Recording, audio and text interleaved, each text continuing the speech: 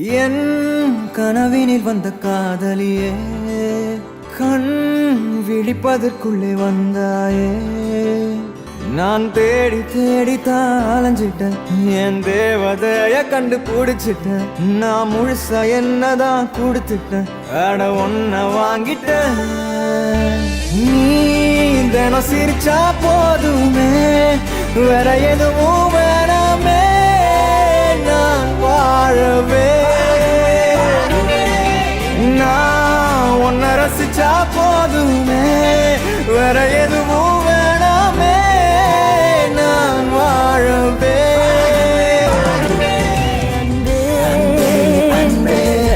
அழகான இந்த காதல் அன்பாலே நிஜமாச்சு. உயிரோடு உணர்வாக நம் காதல் கலந்தாச்சு.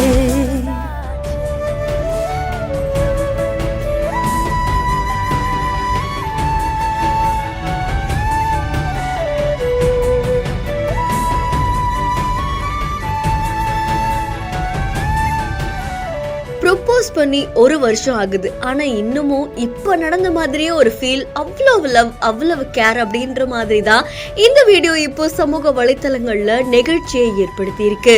ராஜ் அப்படின்ற இன்ஸ்டாகிராம் பேஜ்ல இருந்து வீடியோ ஒன்று வெளியாகி இருக்கு. இந்த வீடியோல கரெக்டா ஒரு வருஷத்துக்கு முன்னாடி இங்க ஒருத்தர் அவங்களுடைய கேர்ள் ஃப்ரெண்டுக்கு ப்ரொப்போஸ் பண்றாங்க.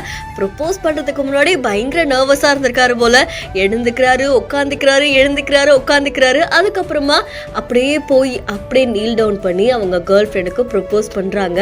அவர் ப்ரொப்போஸ் பண்ண உடனே அவங்க அவ்வளோ சைலண்டா காமா அவங்களும் ஓகே சொல்றாங்க. அந்த ரிங்கை கையில போட்டுக்கிறாங்க. அண்ட் இவங்களுடைய லவ் எப்பவுமே நிலைச்சிருக்கணும் அப்படின்ற மாதிரி நிறைய பேர் இவங்களுக்கு வாழ்த்துக்கள் தெரிவிச்சுட்டு இருக்காங்க. இப்போ 1 year ஆகுது. இது ஒரு கனவு, ஒரு மேஜிக் மாதிரி இருக்கு. திரும்பி பார்க்கும் போது அவ்வளோ ஹாப்பினஸா இருக்கு அப்படின்ற மாதிரி தான் இந்த வீடியோவை சமூக வலைத்தளங்கள்ல பகிர்ந்திருக்காங்க. இந்த வீடியோ தொடர்பான உங்களுடைய கருத்துக்களை நம்மளுடைய பிஹைண்ட் பதிவு செய்ய, மேலும் செய்திகளுக்கு ஃபாலோ பண்ணிக்கோங்க. சாலையில் கவிழ்ந்த பால் டேங்கர் லாரி.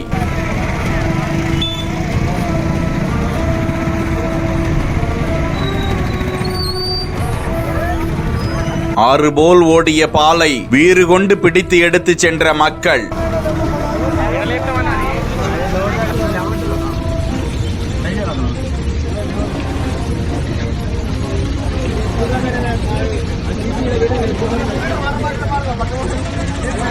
தெலங்கானா மாநிலம் நல்கொண்டா மாவட்டம் மிரியாலகுடாவில் இருந்து நக்கீரேக்கல் என்ற பகுதிக்கு மினி பால் டேங்கர் லாரி ஒன்று சென்று கொண்டிருந்தது. அப்போது நந்திப்பாடு பைபாஸ் சாலையில் வளைவில் திரும்ப முயன்ற போது கட்டுப்பாட்டை இழந்த அந்த மினி டேங்கர் லாரி சாலையில் கவிழ்ந்து விபத்துக்குள்ளானது. இதனால் டேங்கரில் இருந்த பால் தரையில் ஆறு போல் ஓட, இதனை பார்த்த சுற்றுப்பகுதி மக்கள் தங்கள் வீடுகளில் இருந்து பக்கெட், குடம், பாட்டில்கள் போன்றவற்றை எடுத்து வந்து போட்டி போட்டுக்கொண்டு